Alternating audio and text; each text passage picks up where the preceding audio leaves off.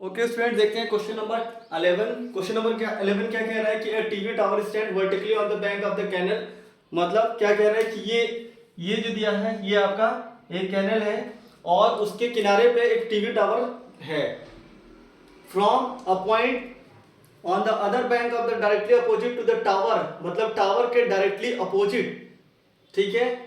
वहां से क्या हो रहा है, the angle of elevation of top of tower is 60 degree. Angle of elevation top of the tower 60 degree दिया है।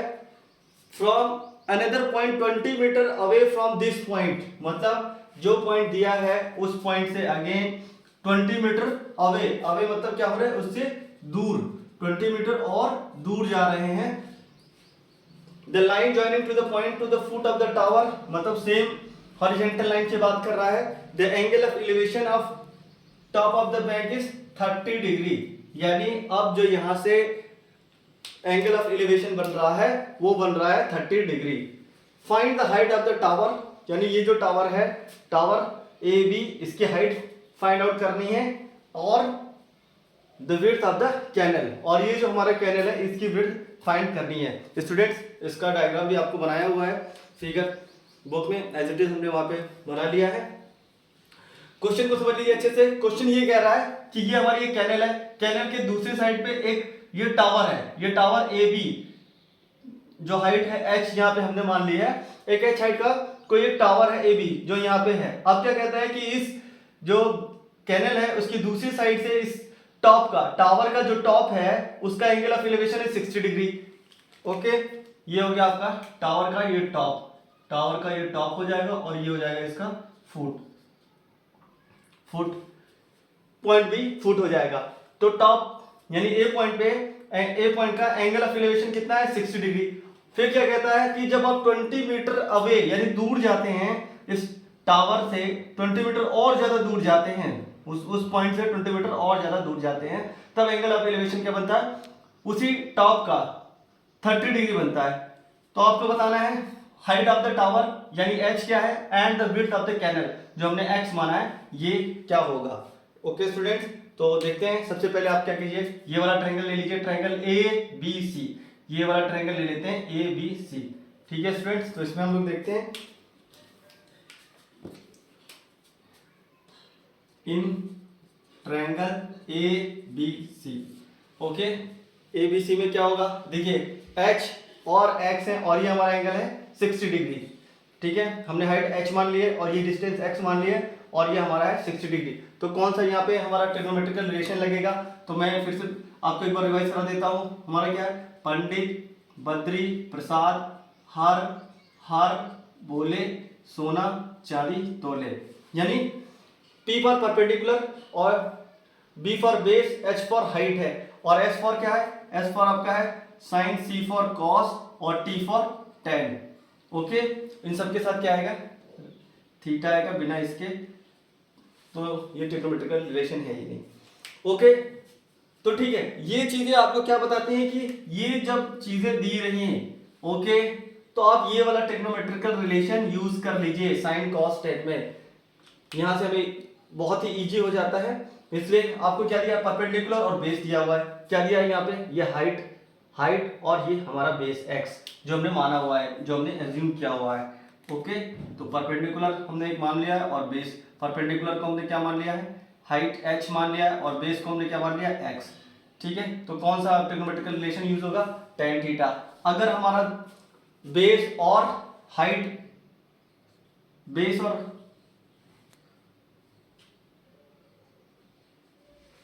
हाइपोटेन्यूज h जो है यहाँ पे हमारा हाइपोटेन्यूज है, अगर हमारा बेस और हाइपोटेन्यूज होता, हाइपोटेन्यूज ये हो गया हाइपोटेन्यूज, हाइपोटेन्यूज हो गया जिसको हम लोग कैपिटल S से डिनोट किया है। अगर हमारा ये रहता तो हम लोग क्या यूज करते, कॉस यूज करते और साइन थीटा यूज करते। अगर हमें परपेंडिकुलर और हाइपोटेन्यूज रहता तो हम लोग ये यूज करते, ठीक है, साइन थीटा, ट्रिग्नोमेट्रिकल रिलेशन ये यूज करते। पर अभी हमारे पास क्या है, ये हमारा परपेंडिकुलर है और ये बेस, इसलिए ट्रिग्नोमेट्रिकल रिलेशन tan थीटा। और वैसे भी आप जानते हैं कि tan theta is equal to क्या होता है, perpendicular upon base, perpendicular upon base होता है। तो यहाँ पे हमारा tan थीटा यानी डिग्री कितनी है, 60 degree, tan 60 degree equal to, और वैसे भी थीटा के सामने वाला परपेंडिकुलर होता है, जो भी थीटा है जो एंगल बन रहा है इसके सामने वाला परपेंडिकुलर होता है, तो ये परपेंडिकुलर h हो गया, और बेस क्या हो गया यहाँ पे x। अब यहाँ से tan 60 डिग्री की वैल्यू क्या होती है √3 equal to h upon x। यहाँ से हमारा क्या मिल गया h इक्वल टू √3x। ये आपको एक यहाँ से रिलेशन मिल गया। अब आते हैं अगले पार्ट पे। तो इस बार क्या करेंगे, इस बार हम ये पूरा बड़ा वाला ट्रायंगल ले लेंगे, ए बी और डी, ए बी और टी, ये पूरा का पूरा बड़ा वाला ट्रायंगल ले लेते हैं। तो in triangle A B D, पूरा बड़ा वाला ट्रायंगल में ए बी डी, यहाँ से आ जाइए। अब कितना है tan 30 डिग्री, tan 30 डिग्री ये हो गया इक्वल टू परपेंडिकुलर, यानी ये हाइट h और अपॉन बेस, तो हाइट h और अपॉन बेस क्या हो जाएगा x प्लस 20, ये टोटल आएगा। जब ये वाला हम लोग ट्रायंगल ले रहे हैं ए बी डी पूरा का पूरा, तो ये टोटल हाइट हो गई और ये टोटल डिस्टेंस हो गई, तो ये टोटल डिस्टेंस h प्लस 20 हो गई। अब tan 30 डिग्री की वैल्यू क्या होती है 1/√3 is equal to h। h की वैल्यू देखिए क्या है, यहाँ से हमने निकाल लिया h बराबर √3x, तो यहाँ पे रख लीजिए h बराबर √3x, h equal to √3x upon x plus 20। अब यहाँ पे क्या कीजिए क्रॉस मल्टीप्लिकेशन कर लेते हैं, क्रॉस मल्टीप्लिकेशन, तो क्या होगा √3 का √3x में मल्टीप्लाई हो जाएगा, तो √3 into √3x is equal to, इसका इधर हो जाएगा तो x प्लस 20, √3 इंटू √3x क्या हो जाएगा 3x हो जाएगा, और ये क्या हो जाएगा x प्लस 20।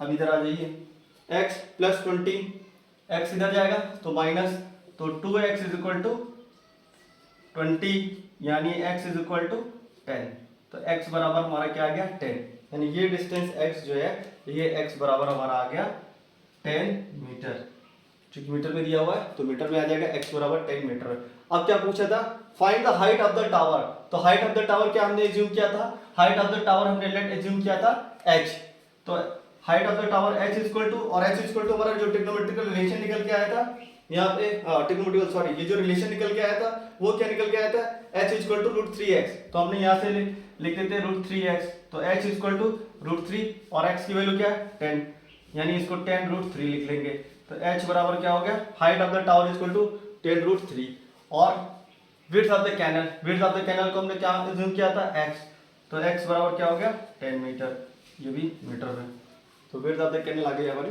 10 मीटर। तो इस तरह स्टूडेंट्स ये क्वेश्चन सॉल्व हो गया। अब करते हैं नेक्स्ट क्वेश्चन की तरफ और देखते हैं नेक्स्ट क्वेश्चन। ओके स्टूडेंट्स, देखते हैं क्वेश्चन नंबर 12। क्वेश्चन नंबर 12 क्या कह रहा है, from the top of 7 metre height building the angle of elevation of the top of the cable tower is 60 degree and the angle of depression its foot is 45 degree, determine the height of the tower. वाह, बहुत ही अच्छा question है students. यहाँ पे क्या कह रहा है कि एक बिल्डिंग है जिसकी हाइट 7 मीटर है, ये एक बिल्डिंग है ओके, और इसकी हाइट दिया हुआ है 7 मीटर, तो एक बिल्डिंग है इसकी हाइट है 7 मीटर। अब क्या कह रहा है, यहां से जो टॉप ऑफ केबल टावर है उसका जो एंगल ऑफ एलिवेशन है top of the cable tower का वो है 60 डिग्री, यानी केबल टावर की हाइट इससे ज्यादा है। एलिवेशन का मतलब क्या होता है, आप ऊपर की तरफ देख रहे हैं, जब भी हम ऊपर की तरफ देखते हैं तब वहां पे हमारा एंगल ऑफ एलिवेशन बनता है, तो ये हो गया इसकी एंगल ऑफ एलिवेशन, और ये कितना दिया हुआ है, ये दिया है 60 डिग्री, एंगल ऑफ एलिवेशन यहाँ पे दे दिया है 60 डिग्री ओके। और क्या कहता है, the angle of depression is, अब its foot is 45 degree. Depression मतलब क्या है, जब भी आप ऊंची जगह से नीचे की तरफ देखते हैं तो जो एंगल बनता है उसको हम लोग बोलते हैं एंगल ऑफ डिप्रेशन, यानी ये जो बन रहा है ये आपका बन रहा है 45 डिग्री ओके स्टूडेंट्स। तो ये हमारा क्वेश्चन है, बहुत ही अच्छा क्वेश्चन है। एक बिल्डिंग है जो खुद 7 मीटर हाइट की है, इस बिल्डिंग से जब आप क्या देखते हैं, ये है आपका केबल टावर, ये आपका केबल टावर हो गया, इस केबल टावर के मान लो ये आपका हो गया टॉप, ठीक है, और ये हो गया इसका फुट, ये हो गया इसका फुट, ठीक है। तो केबल टावर के जब इस पॉइंट से जब केबल टावर के टॉप को देखते हैं तो 60 डिग्री बनता है, इसे बोलते हैं एंगल ऑफ एलिवेशन। जब भी आप ऊपर की तरफ देखेंगे तो एंगल ऑफ एलिवेशन हो जाएगा ये 60 डिग्री, और जब नीचे देखते हैं फुट की तरफ तो एंगल ऑफ डिप्रेशन बनता है 45 डिग्री। ठीक है, अब क्या कह रहा है, determine the height of the tower. Okay, तो स्टूडेंट्स देखिए, इसको मान लीजिए H1 और इसको मान लीजिए H2 ऐसे, और हम लोग ट्रायंगल को नाम दे देते हैं ABCDE। इस तरह हमने सभी को नाम दे दिया। अब यहाँ पे हम लोग सॉल्व करते हैं। देखिए स्टूडेंट्स, ये जो बिल्डिंग की हाइट है वही हाइट इस बिल्डिंग की होगी। ठीक है, जो यहाँ पे है हाइट H, वो यहाँ पे आपका H2, तो H2 बराबर आपको कितना हो जाएगा 7 मीटर। ये भी आपको क्या हो जाएगा 7 मीटर। जो ये हाइट है सेम हाइट यहाँ भी रहेगी और ये हो गया आपका 7 मीटर। ओके, अब आपको निकालना है वैल्यू ऑफ H1। तो H1 को निकालने के लिए क्या करेंगे, ये वाला हम ट्रायंगल लेंगे, ऊपर का ट्रायंगल। H1 को निकालने के लिए क्या लेंगे हम लोग, ये वाला ट्रायंगल लेंगे। बट ये वाले ट्रायंगल में दो चीजें हैं, एक तो H1 भी नहीं पता और ये भी नहीं पता है, यानी ये और ये दोनों चीजें नहीं पता है। बट अगर हम नीचे वाला ट्रायंगल लेते हैं, ये ट्रायंगल हम लोग ले लेते हैं, ये वाला ट्रायंगल। देखिए ये 45 डिग्री है, तो ये भी क्या होगा आपका 45 डिग्री होगा। रीजन क्या है, अल्टरनेट इंटीरियर एंगल्स मान सकते हैं इसको हम लोग। ठीक है, ये दोनों की दोनों पैरेलल लाइन है और इसको ये ट्रांसवर्सल लाइन कट करेगी, तो ये और ये लाइन जो बनेगी, ये दोनों एंगल बनते हैं अल्टरनेट इंटीरियर एंगल बोल सकते हैं इन्हें। इसलिए ये एंगल और ये एंगल जो होगा 45 डिग्री बराबर होगा। अब देखिए ये 7 मीटर हो गया, तो हम लोग ये निकाल सकते हैं, 7 मीटर है तो ये हम लोग निकाल सकते हैं, ये 7 मीटर है तो ये हम लोग निकाल सकते हैं। तो कैसे निकल जाएगा, तो इन यहाँ पे आइए, इन ट्रायंगल कौन सा EDC, इन ट्रायंगल EDC में tan 45 डिग्री इक्वल टू क्या आ जाएगा, तो tan थीटा इक्वल टू क्या होता है परपेंडिकुलर अपॉन बेस। तो एंगल जो बनता है उसके सामने वाला हमेशा परपेंडिकुलर होता है, एंगल के सामने वाली साइड हमेशा परपेंडिकुलर, और बेस हो गया हमारा x, तो 7 अपॉन और ये हमारा x हो गया। tan 45 डिग्री की वैल्यू कितनी होती है, तो tan 45 degree equal to 1 equal to 7 upon x हो गया, और x इक्वल टू हमारा कितना आ जाएगा 7 मीटर। ठीक है, क्योंकि वो मीटर में दिया हुआ है तो ये भी हमारा 7 मीटर। अब हमारा x आ गया 7 मीटर। अब इसमें आ जाइए, जो ये x है वही हमारा x होगा यहाँ पे, तो ये भी हमारा हो गया 7 मीटर।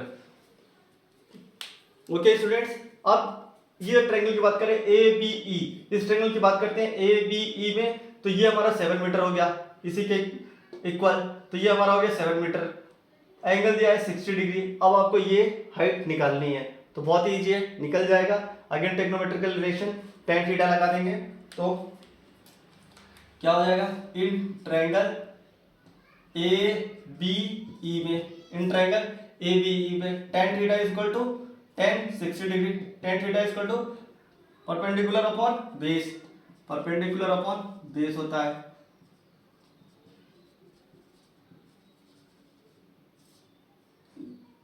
तो यहां से आ गया tan 60 degree is equal to perpendicular को हमने क्या मान लिया है H1 मान लिया है, और पर बेस की वैल्यू कितनी है 7 मीटर दिया है, तो H1 की वैल्यू क्या हो जाएगी tan 60 √3 इंटू 7, या H1 की वैल्यू 7 √3, तो ये आ गया।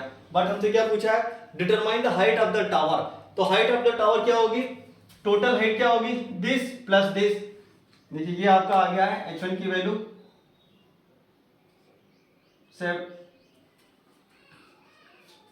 यहां से हमने H1 की वैल्यू निकाल दी 7 √3 मीटर। ओके, तो H1 की वैल्यू हमारी 7 √3 मीटर और ये है 7 मीटर। ठीक है, तो हाइट ऑफ द टावर क्या हो जाएगी, height of the tower this is equal to क्या हो जाएगा H1 प्लस H2। H1 बराबर क्या आ गया 7 √3 और H2 की वैल्यू 7, यहाँ से 7 कॉमन ले लेंगे तो √3 प्लस 1 मीटर, ये हो जाएगा आपका आंसर। ओके सर, क्वेश्चन को एक बार फिर से समझ लेते हैं। बहुत ही अच्छा क्वेश्चन दिया हुआ है कि एक बिल्डिंग है 7 मीटर हाइट है और इसके ठीक सामने क्या है एक टावर है। तो यहाँ से जब टावर को देखते हैं तो जो एंगल ऑफ एलिवेशन, जब भी आप ऊपर की तरफ देखेंगे तो एंगल ऑफ एलिवेशन बनेगा और ये बनता है 60 डिग्री, और जब इसके फुट को देखते हैं यानी नीचे की तरफ देखते हैं तो एंगल ऑफ डिप्रेशन बनेगा 45 डिग्री। तो ये हमारा 45 डिग्री हो गया। अब स्टूडेंट्स देखिए क्या है, ये हमारे पास टोटल हाइट निकालने को थी, पर जब हमने नीचे वाला ट्रायंगल लिया तो यहाँ पे क्या देखा कि ये हमारा 7 मीटर दिया हुआ था और ये हम निकाल सकते हैं 10 थीटा के हमने यहाँ पे लगाया तो 10 45 degree is equal to perpendicular upon base. तो ये हमारा 7 मीटर था, यहाँ से हमारा x की वैल्यू भी 7 मीटर आ गई। अब ये 7 मीटर है तो ऊपर वाला भी हमारा क्या होगा, ये भी हमारा 7 मीटर ही होगा, तो ये 7 मीटर आ गया। अब ऊपर वाला जब हम ट्रायंगल लेते हैं तो हमें ये पता है ये हमारा 7 मीटर दिया है और ये से हमने निकालना है, तो हम tan theta 10 60 degree equal to perpendicular upon base, तो परपेंडिकुलर अपॉन बेस से रख के हमने h1 की वैल्यू भी निकाल दी 7√3, तो ये आ गई। अब total height of the tower क्या होगी, टोटल हाइट यानी h1 प्लस h2, तो हमने क्या किया इन दोनों को ऐड कर लिया और आ गया ये आपका फाइनल आंसर। अब बढ़ते हैं नेक्स्ट क्वेश्चन की तरफ, देखते हैं students question number 13। Question number 13 कह रहा है as observe from the top of the 75 metre height of light house. एक लाइट हाउस है सी लेवल में जहां पे उसके हाइट दिया हुआ है 75 metre. The angle of depression of two ships, यानी वहां से जब आप देख रहा है तो दो शिप हैं, उनका एंगल ऑफ डिप्रेशन कितना दिया है 30 degree and 45 degree. If one ship is exactly behind to the other, यानी जो शिप हैं वो एग्जैक्टली एक दूसरे के पीछे हैं, दूसरी शिप जो है एग्जैक्टली पीछे है पहले वाली शिप के। The on the same side light house, find the distance between two ships, यानी दोनों शिप के बीच का डिस्टेंस कितना है ये आपको निकालना है। यानी स्टूडेंट मान लीजिए ये क्या है, ये लाइट हाउस है और इस लाइट हाउस की हाइट है 75 मीटर। अब क्या कह रहा है एंगल ऑफ डिप्रेशन, तो एंगल ऑफ डिप्रेशन क्या होता है, जब भी हम टॉप से कोई चीज नीचे की तरफ देखते हैं तो वहां पे बनता है हमारा एंगल ऑफ डिप्रेशन। दो शिप है जिनका 30 डिग्री और 45 डिग्री है, यानी एक यहाँ आ गई और दूसरी शिप यहाँ आ गई, और एंगल ऑफ डिप्रेशन क्या बन रहा है, एंगल ऑफ डिप्रेशन बन रहा है 30 डिग्री, यानी ये 30 डिग्री हो गई ओके, और दूसरा जो हो गया वो हो गया 45 डिग्री, और ये जो हो गया ये वाला हो गया हमारा 45 डिग्री। ठीक है, दो शिप है, मान लीजिए शिप 1 है और ये शिप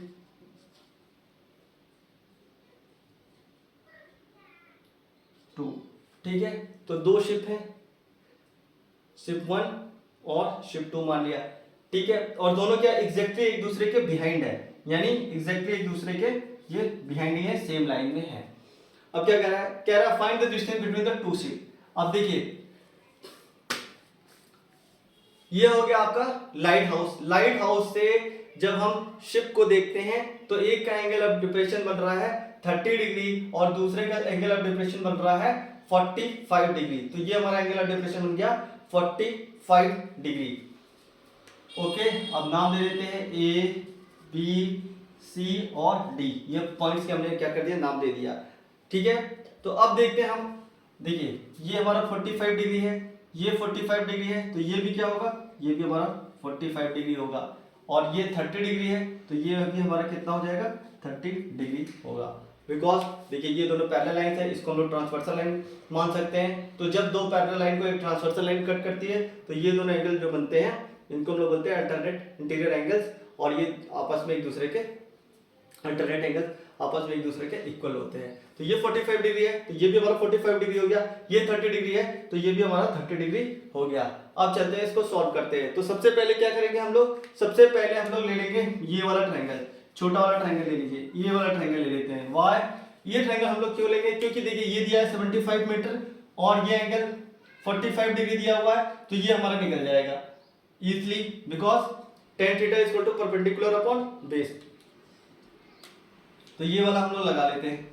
तो tan इन ट्रायंगल, कौन सा ट्रायंगल लेंगे, A B C, in triangle A B C क्या tan थीटा यानी tan 45 डिग्री परपेंडिकुलर यानी A B upon base B C, और चलिए इसको हम लोग मान लेते हैं x, इसको हम लोग x मान लेते हैं, या बी सी कुछ भी मान लीजिए। तो tan 45 डिग्री की वैल्यू क्या होती है 1, और ए बी की वैल्यू कितनी दिया है 75 अपॉन बी सी अगर है तो बी सी की वैल्यू यहाँ से हमारे कितना आ गया 75 मीटर, यानी जो हमने x माना था इसकी वैल्यू कितनी आ गई 75 मीटर, ये भी 75 मीटर आ गया और ये भी 75 मीटर आ गया। ठीक है, अब इन दोनों के बीच का डिस्टेंस निकालना था कि इन दोनों के बीच का डिस्टेंस क्या होगा, यानी हमको सी डी की वैल्यू निकालनी थी, सी डी की वैल्यू निकालनी है। तो अब ये वाला ट्रायंगल ले लीजिए, पूरा बड़ा वाला ABD, ABD ये ले लेते हैं, ये बड़ा वाला ट्रायंगल ले लेते हैं अब हम लोग। Now in triangle ABD, ABD again tan theta equal to क्या हो जाएगा, tan थीटा इक्वल टू होता है परपेंडिकुलर अपॉन बेस, ये होता है। और tan थीटा की वैल्यू यहाँ पे क्या है 30 डिग्री, तो हमारा हो जाएगा tan 30 degree equal to perpendicular यहाँ पे क्या है 75 मीटर है, 75 मीटर यानी AB और अपॉन बेस आपका टोटल हो गया, यानी ये हो गया टोटल डिस्टेंस हो गए B से लेके D तक, BD। तो BD को क्या लिख सकते हैं 75 प्लस ये डिस्टेंस मान लीजिए, चलिए ये डिस्टेंस यहाँ तक हम लोग मान सकते हैं x, ये डिस्टेंस हमने x मान लिया, तो 75 BD मान लिया, तो tan 30 इक्वल टू 1/√3 और ये हमारा 75 दिया है। और BD को हमने क्या मान लिया, BD टोटल क्या हो जाएगा B से D क्या हो जाएगा, ये जो डिस्टेंस निकल के आई है 75 और ये x, तो 75 प्लस x। ओके, तो यहाँ से x की वैल्यू हम लोग निकाल सकते हैं, x बराबर क्या हो जाएगा, तो यहाँ पे क्या कर दीजिए आप लोग क्रॉस मल्टीप्लीकेशन, यहाँ पे क्रॉस मल्टीप्लीकेशन हो जाएगा, तो हमारा हो गया 75 plus x is equal to 75√3। Okay, x is equal to क्या हो जाएगा 75√3 माइनस 75, ये उधर चला गया तो माइनस में हो गया, और x इज इक्वल टू अब यहाँ पे क्या कर लीजिए 75 कॉमन ले लीजिए, तो √3 माइनस 1, तो ये हो गया आपका final answer x is equal to 75 minus 1। Okay students, question तो बहुत इजी था, सिर्फ यहाँ पे जो समझने वाली चीज थी वो थी कॉन्सेप्ट। उसमें क्या कह रहा था कि आपका जो यहाँ पे लाइट हाउस है, इस लाइट हाउस से जो दो हम लोग यहाँ पे शिप को देख रहे हैं उनके एंगल ऑफ डिप्रेशन 30 डिग्री और 45 डिग्री बन रहे हैं, तो ये समझने का था। देखिए जैसे जैसे आप पास आते जाएंगे तो ये जो एंगल ऑफ डिप्रेशन है ये बढ़ता चला जाएगा, कंटिन्यूअस एंगल ऑफ डिप्रेशन बढ़ता चला जाएगा। देखिए इसका एंगल ऑफ डिप्रेशन 30 डिग्री है, इसका एंगल ऑफ डिप्रेशन 45 डिग्री है, और ये कितना हो जा रहा है 90 डिग्री। अगर हम लाइन AB की बात करें तो AB का क्या हो रहा है, ये एंगल कितना बन रहा है 90 डिग्री। तो जैसे जैसे पास आएंगे एंगल ऑफ डिप्रेशन कंटिन्यूअस क्या होगा बढ़ता चला जाएगा। तो जो दूर वाली हमारी शिप है उसका एंगल ऑफ डिप्रेशन कम हुआ 30 डिग्री, ये 30 डिग्री, तो ये भी हमारा 30 डिग्री।